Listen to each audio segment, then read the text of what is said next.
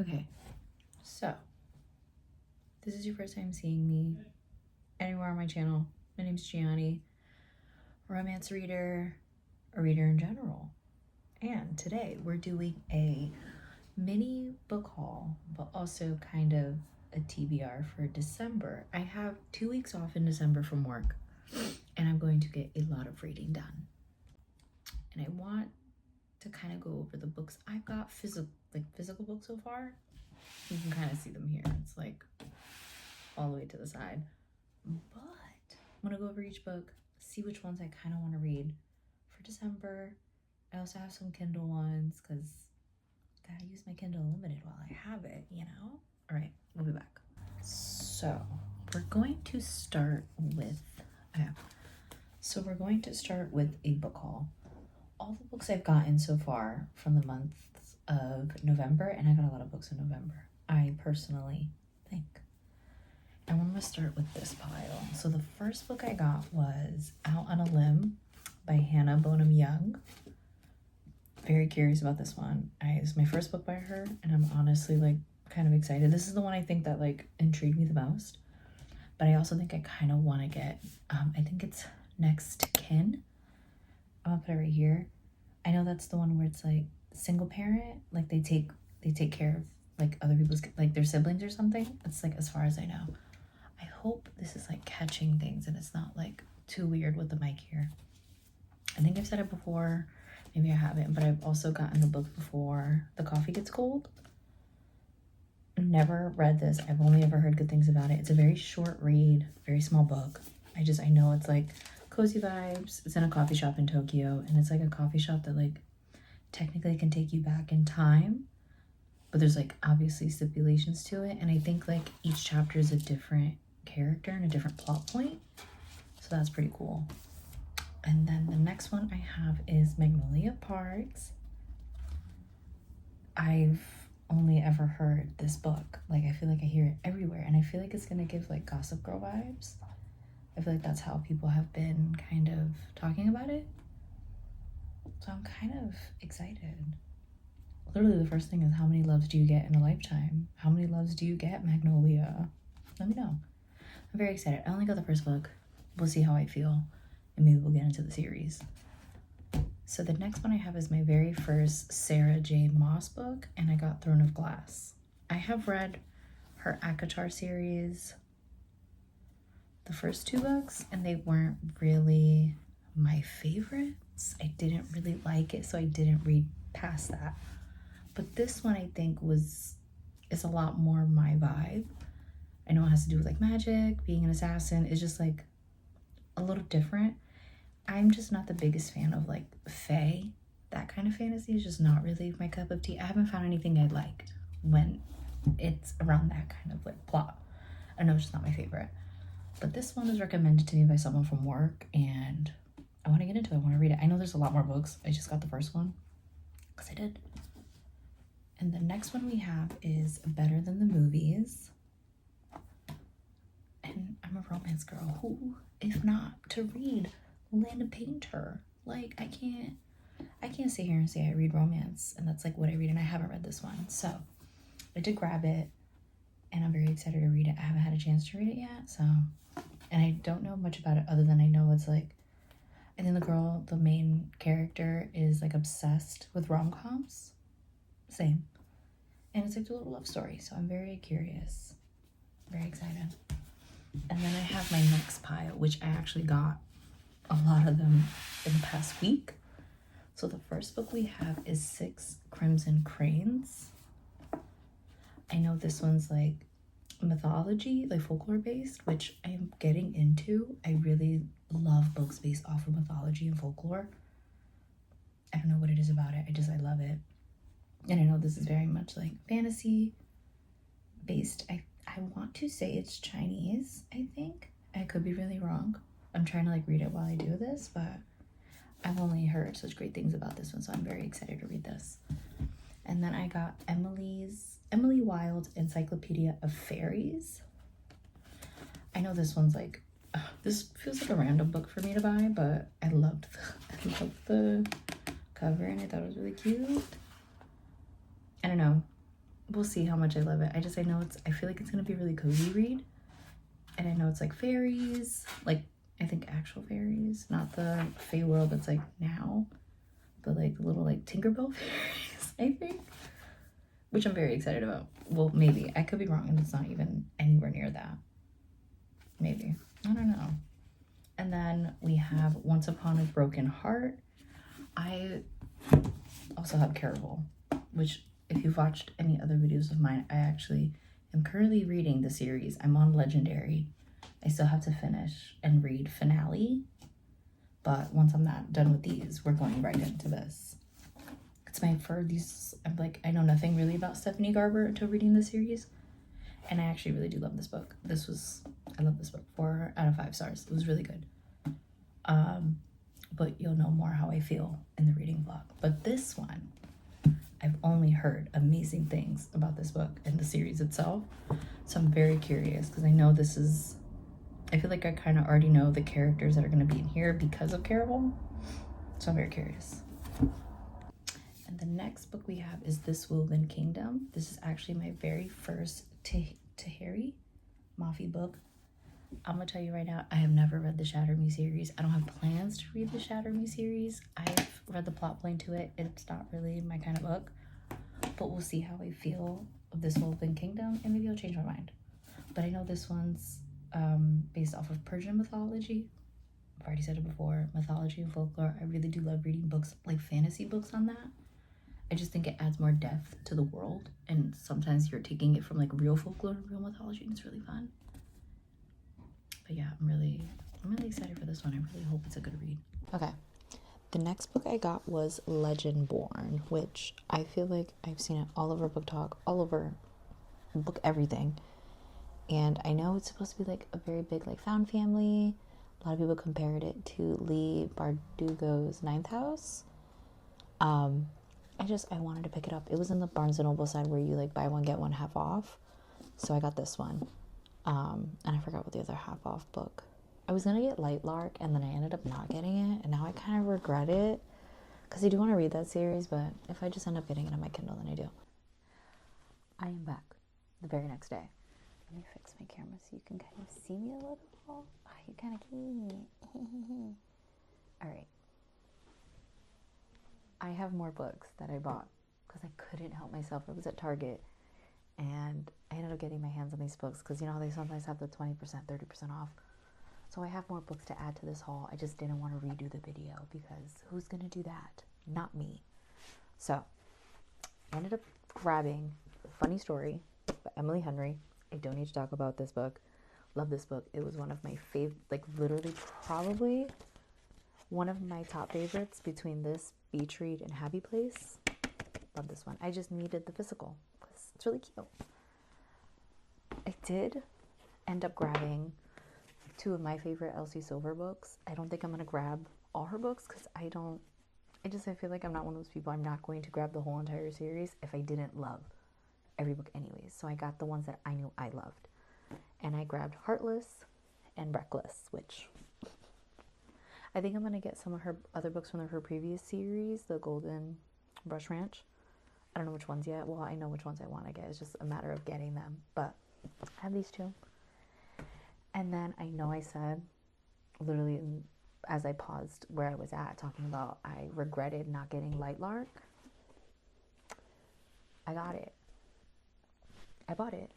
I saw it and I had to because I feel like I missed out not grabbing it in Barnes & Noble. So I'm excited to read this one. And that's it. That's all I've got. Let's go back to where we were. And yeah, bye. But enough about that. We have Legend Born here. I am very excited. I really want to read this like ASAP. But we'll see. We'll see how I feel because this is kind of a thickie. She's a little thick. She got some weight to her, so I'm excited about that one. And the last book I got was a Mariana Zapata book. All Roads Lead Here. I've already read this book. It's just, I'm trying to collect all like my books that I've loved this year because I don't have all my books with me. And this is the only Mariana Zapata book they had at Barnes & Noble. And I did love this book. This book was like a 5-star for me. Loved it.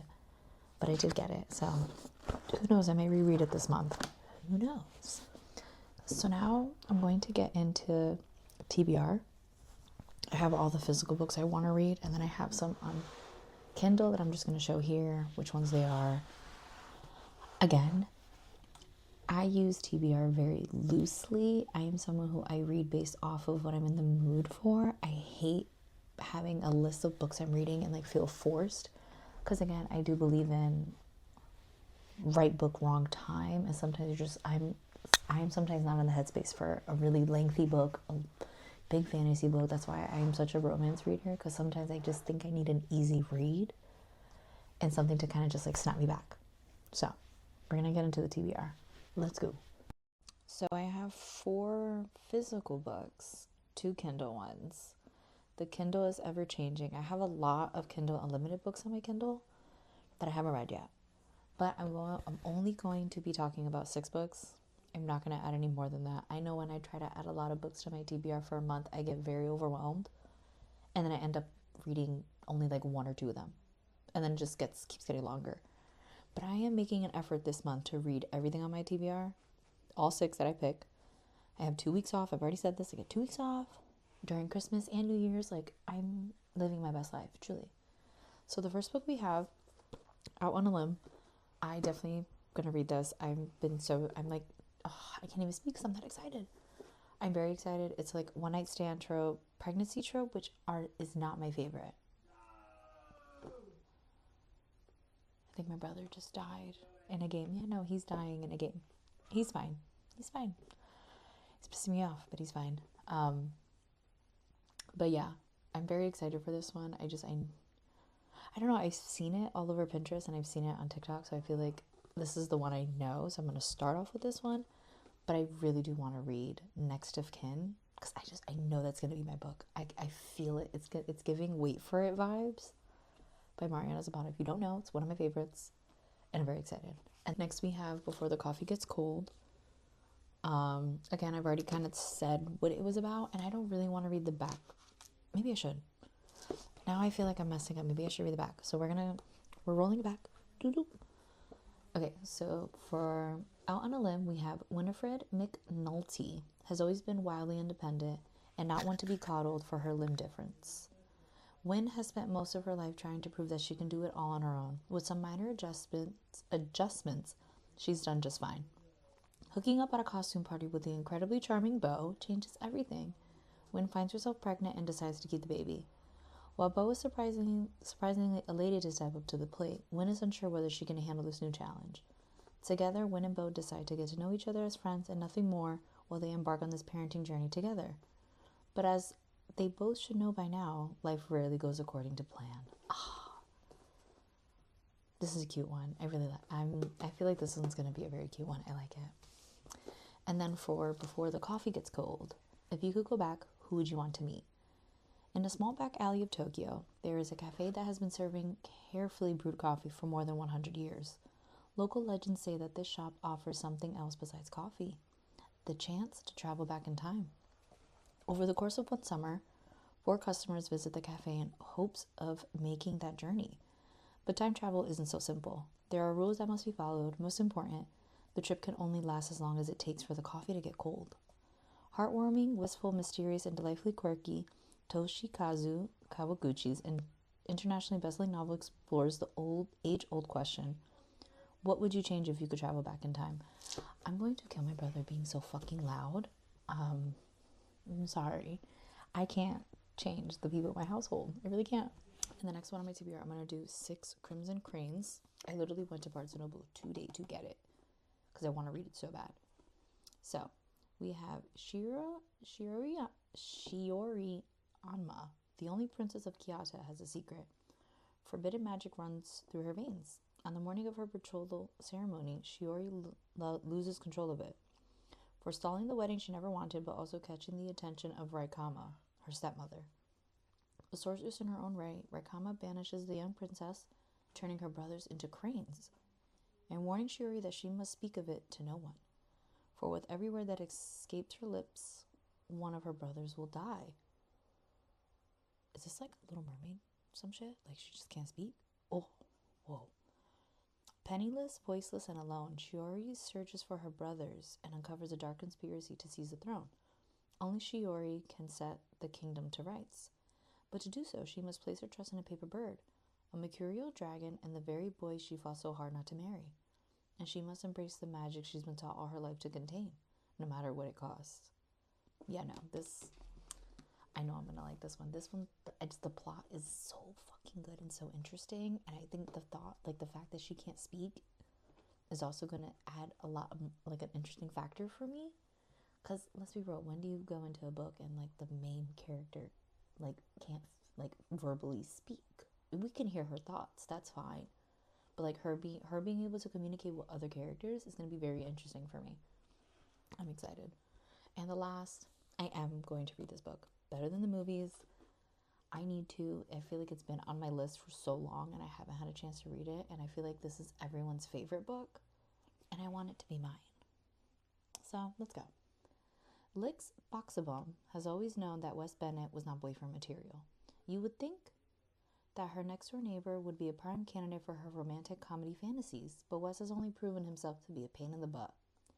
Ever since they were little, Wes was the kid who put a frog in her Barbie dream house, the monster who hid a long gnome severed head in her little homemade neighborhood book exchange. Oh, that's mean. Flash forward 10 years from the great gnome decapitation. It's Liz's senior year, a time meant to be rife with milestones perfect for any big screen. And she needs Wes's help. See, Liz's forever crush Michael has just moved back to town, and horribly annoyingly he's hitting it off with Wes. Meaning that if Liz wants Michael to finally notice her and hopefully be her prom date, she needs Wes. He's her in. But as Liz and Wes scheme to get Liz her magical prom moment, she's shocked to discover that she actually likes being around Wes. And as they continue to grow closer, she must re-examine everything she thought she knew about love and rethink her own perception of what happily ever after should really look like. I know this one's a book I would have loved in high school or middle school because I love books like these where it's, like, very cute. It's young adult, so it's like there's no smut, there's nothing crazy. It is truly innocent love, and they're truly finding their way and finding themselves as teenagers. So I think this one's going to be a very wholesome book. I am very excited. I know there's, like, the one after this where they're in college. I know there's, like, more than just one book for this, but I'm very excited. I think all the books I have physically,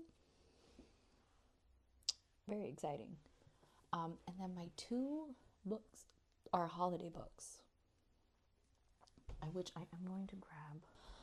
Where are we? Okay. So we have Snowed In by Catherine Walsh. Let's get the... I want to read some holiday books for December because I've never really read holiday romance books. They're not my favorite. I also really don't give a fuck about the Hallmark holiday romance movies. I think they're so cheesy. It's actually painful to watch. For me, at least. They're like, nah, no. Okay, so here's the plot. Megan is dreading going home for the holidays. She's the village pariah. The she-devil who left local golden boy Isaac at the altar 4 years ago and ran away to the big city. She could really do without the drama. Particularly, he's engaged again, and she's just been dumped for the 4th time this year. Christian's fed up being on his own every Christmas. He doesn't mind being alone, but he hates his family's sad eyes and soft tones as they sit around coupled up because he's actually totally fine. So when Megan literally bumps into Christian in a Dublin pub, they come up with a pact to see them through the holiday season. They're going to be the very best fake dates for each other ever. Rules are drawn up. A contract is signed on a wine-stained napkin. They will sit through each other's family's gatherings and be outrageously in love until freed from their annual obligations. After all, it's only for a few weeks. But with everyone home for the holidays, 2 big families deal with alongside old friends, old flames, and old feelings. Things are bound to get messy. And when a snowed-in cabin and a little Christmas magic are added to the mix, anything could happen. This is my first, I think, Catherine Walsh book I am planning to read. And I'm excited for this one because it does sound really good. It sounds very cheesy, but it's a holiday romance. What can I expect? I think I'm, like, ready for cheesy. I think I need a cheesy book. And I want to, like, load to see the other book because my other book is a Tessa Bailey book, Marry the Halls? Deck the Halls? Oh, I wish my Kindle would load because then I could fucking see it. What the hell's going on? Wait, okay, give me a second. Okay, so it is Wreck the Halls by Tessa Bailey. I've also never read a Tessa Bailey book. I am definitely someone who I feel like I am missing out on a lot of popular authors and their books, and they have so many. And her and Catherine Walsh I really want to get into, and also Sarah Adams. But we'll do a whole nother thing about that later. But I want to get into these two first. So for Wreck the Halls, we have Melody Gallard may be the daughter of music royalty, but her world is far from glamorous. She spends her days restoring old books and avoiding the limelight. One awkward tabloid photo was enough, thanks. But when a producer offers her a lot of money to reunite her mother's band on live TV, Mel begins to wonder if it's time to rattle the cage, shake up her quiet life, and see him again. Who's him? The only other person who can wrangle the rock and roll divas, Beat Dawkins. Okay. Beat? Girl. The lead singer's son is Melody's opposite. The camera loves him. He could charm the pants off anyone, and his mom's not a potential cult leader. Still, they might have been the best friends if not for the legendary feud that broke up the band. When they met as teenagers, Mel felt an instant spark. But it's nothing compared to the wild, intense attraction that builds as they embark on a madcap mission. What the fuck? They embark on a madcap mission to convince their mothers to perform one last show. While dealing with rockstar shenanigans, a 24-hour film crew, brawling Santas, and mobs of adoring fans, Mel starts to step out of her comfort zone. With Beat by her side, cheering her on, she's never felt so understood.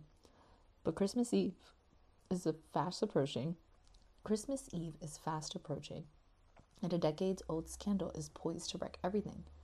The Steelbirds reunion, their relationship with their mothers, and their newfound love. Sorry, I feel like every time I try to read a plot point, I get like so in my head. I promise you I'm a good reader. I know how to read. But those kind of are the books I want to read for the month of December. I do think, and I probably will, read Legendborn and probably reread All Roads Lead to Here. I hate to say it that way, but I will. I will. But that's kind of everything. Please leave a comment down below what books you're reading, how you're feeling in December. Christmas is almost here. New Year's is going to be here in no time. I'm so excited to be in the cozy vibes. I'm just ready. But yeah, please subscribe, maybe. I don't know. Do whatever you want. It's fun over here. We're just reading and vibing and having a fun, grand old time. But yeah, bye.